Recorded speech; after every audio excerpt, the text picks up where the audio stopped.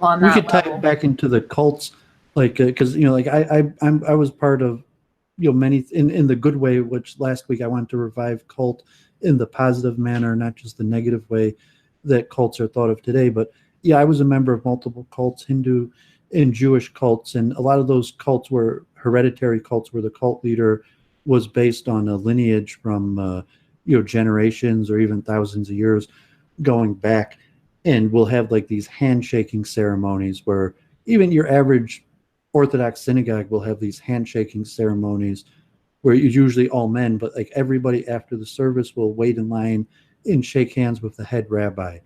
And it's kind of this confirming position, like, we're all in basically the same direction. If it's like a real in life cult where like everyone's gonna, so to say, get buried in the same graveyard, go to each other's weddings, or uh, life cycle ceremonies, or like Hindu cults like that, where it's basically a complete commune of people who live the same way of life and are gonna intermarry between each other, and go to birthing and funerals of the people in the congregation. So you have these like ceremonies where basically maybe everyone will go and bow down before the guru in the east, or if it's like a rabbinic thing where you just go and shake hands with the rabbi multiple times a week in front of everybody. And so the same thing is happening, what you were mentioning in these chats, like in these these internet gurus, where it's basically like, yeah, they want you to bow down to recognize the authority. So it's like, okay, if you're not willing to bow to Brundle, we know that you're in a different power structure than we're in, and we could just move on. Saying like, she's not a member of the cult, she refused to bow, and they might still deal with you within that. But there's these ritualistic ceremonies of showing subservience to, like Luke and his hierarchy, where and it might be, you might be on right, like they're just being unfair to you, a woman, and really, like, God forbid, it's like the Eastern cults or something. They God forbid, their goal is to just turn you into a whore, and it is unfair, and there is no way as a woman for you to prosper within their hierarchy. Um, I was totally blown away when you were telling me, when you were DMing me the other day. You're like, yeah, I'm just worried that this is all some game for them to get your nude pictures. I'm thinking to myself, wow, that's like, oh, that's a wild theory. And then literally the next day, Brundle's on the stream saying I'm going to give him my nudes for whatever reason. So I was pretty, and he's saying in the chat earlier that he was just joking, but I was pretty blown away that those two things happened so close to each other, because it's just like, I guess I didn't read Luke's book. Is there anything in Luke's book about him? What you were saying, how he's trying to recruit women into pornography? Like, where is the evidence for Luke doing no, I that? don't think so. But I'm saying Luke was a beta orbiter, where I think Luke was like, I mean, whatever the dynamics, like I've talked about it some on Babs, like, because it could be explicit, the social dynamics for how it worked. So like, yeah, Luke would never have been the initiator.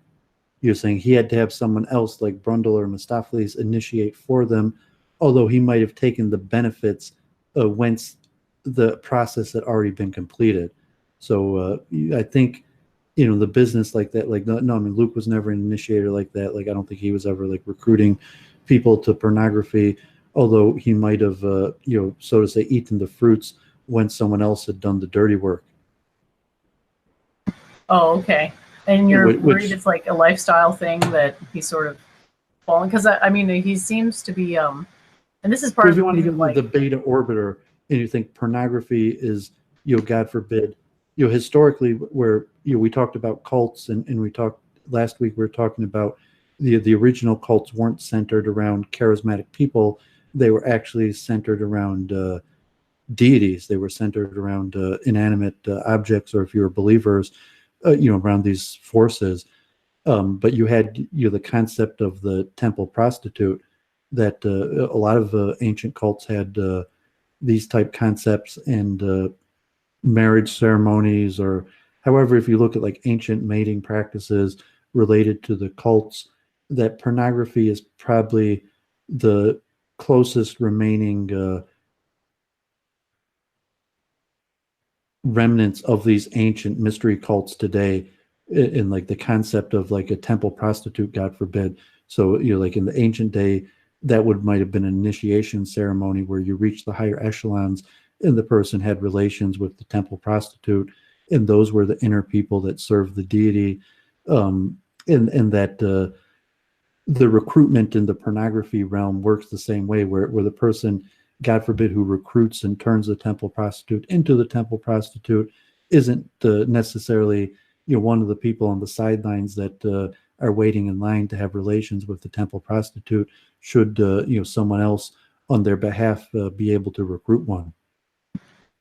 Yeah, I mean, so Jay Dyer talks a lot about this also in his movies in Hollywood. So I have kind of like a Dyerian view of these loosely Masonic structure-based cults, but there's a lot of these like negative sex cults in California, and there's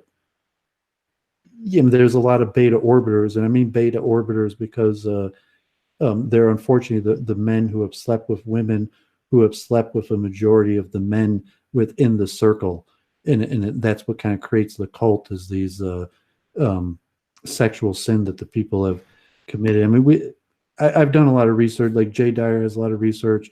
There's a lot of ancient research on how these things operated. But I think that dynamic is at play with Luke Ford, specifically with his experience in the pornography realm. And I wouldn't be surprised if a lot of these, so to say, trolls in Luke Ford's chat are actually people that, may have been trolling him for as much as 10 years from when he was involved in pornography. And do you think over time they grew to love him? No, I mean, I doubt it. I mean, they might have went on to be friends, but I think the troll is kind of the same thing. So, like, in terms of Luke Ford may have never talked to his friends in pornography for like 10 years or something, but if he starts having pretty girls on his show, he might start getting calls from his old friends. They're like, maybe you should recommend that girl do pornography. You're saying, what's his connection? What are his contacts? And then just saying, okay, Mistopheles Brundle's like game, so to say, like if you didn't go to bar, I lived in Manhattan and studied party culture more academically, but if you hadn't actually studied party culture, you'd be like, well, how do these guys actually go about recruiting people for pornography, like the pickup artist stuff? And there's a lot of overlap with the alt-right and like the pickup artistry type thing. And like if we're on Josh Neal, no apologies. I mean, he says he's not a pickup artist, but he's written books on dating and has a lot of dating experience. And even if it's kind of like Luke Ford, it was like encouraging Kyle and Mansoor to like ask him about sex. Seemed a little weird. I mean, it didn't seem weird, but like, it's like in the show is like, oh, by the way, like Kyle and Mansoor, like, that like I was in pornography for years. Is there anything you'd like to ask me about sex? Maybe that's like a part of his show, or maybe it's like a Freudian slip out that he hasn't really passed on from that way in his life. And you could see like the demeanor of a lot of people in the chat that like the pornography Luke Ford, even though Luke Ford hasn't been the pornography Luke Ford in 10 years. But a lot of people could be like, yeah, like Luke, any second you're going to snap right back to that person. You're just waiting for it. I kind of feel like this is a run-up to future blood sports between Doooovid and Luke over whether Luke's channel is a recruiting ground for some cult of temple prostitutes. Well, I don't think Luke really does blood sport. He's not really quick at debate, like conversation. And I'm not, because Luke has kind of put himself out there as an open book. One thing, like he wrote extremely revealing biography, including like intimate details about his sexual history. And, he's been writing books, he's been blogging. He basically broadcasts himself hours every day. So in that sense, Luke Ford's a unique character that puts himself out there to analysis.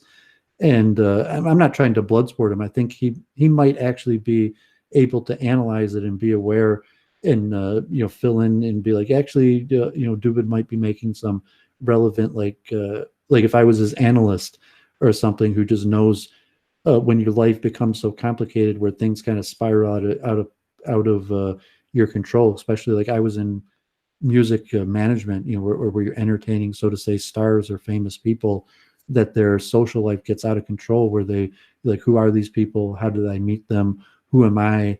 Who do I know? Who's really my friend or not? So you have these other people that may have studied you, and Luke says that all the time, where there were people, even his opponents, that had just had this profound grasp, where they triggered him because they understood him in a way more profound than he himself understood himself, in terms of his motives, where he'd be like, that's not your motive. But someone else who may have been his enemy even was like, yeah, I'm pretty sure, like, you're just motivated by this. And they turned out to be right, and Luke admitted that long term they were right. So I think he's unusually honest in that realm, and puts himself open to this kind of interpretation. I by no means mean to be personally attacking him and saying it comes to, like, I'm the one who actually read his books. But yeah, I mean, certainly, like, history doesn't disappear. You could change your MO or whatever, change your operating, but even, like, that's only 10 years ago. So look at Glib Medley, Judas Kai, people that have been following Luke for over 10 years. Yeah, Glib actually showed up in this chat. I'm not sure if he's still there. Hi, Glib, if you're still there. I noticed you kind of laughed just a little bit, Doovid. I know you said you don't laugh very much, but you kind of had a bit of a chuckle, so I'm glad you laughed a little bit, if that's what that was. Yeah, I don't even remember. I mean, I might have just let out a little air that sounded like a laugh. Or sometimes, when I talk about yourself, you're more likely to laugh, or talk about Luke or something like that. It's a more personal matter, so laughter is more likely to come out. And sometimes they say laughter, if you really, like, slow down laughter, what laughter is saying things under your breath. And that's why I say it's bad character, so to say, to laugh. But the thing, if you look at the mechanism of what laughter is doing, is it's forcing out the subconscious of what you actually want to say. And I don't know if you've ever had the experience where you kind of hear people, like, coughing or saying something under their breath, but if you really tried to, like, slow down laughter, that it's actually a form of people saying things under their breath. Well, remember what you were saying about the cognitive dissonance causing an uncomfortable feeling, which results in people chipping out? How anytime there's cognitive dissonance created between the mind and the environment, that people get uncomfortable by that cognitive dissonance. So I think of laughter as sort of when that happens on a very small scale, and you see something that in some sense is absurd, and you can't really make sense of it, but it doesn't trigger you to the same extent that other commentary triggers you. So you kind of deal with the mild dissonance by laughing, which kind of resets your nervous system in a way. It's kind of like an orgasm in a way.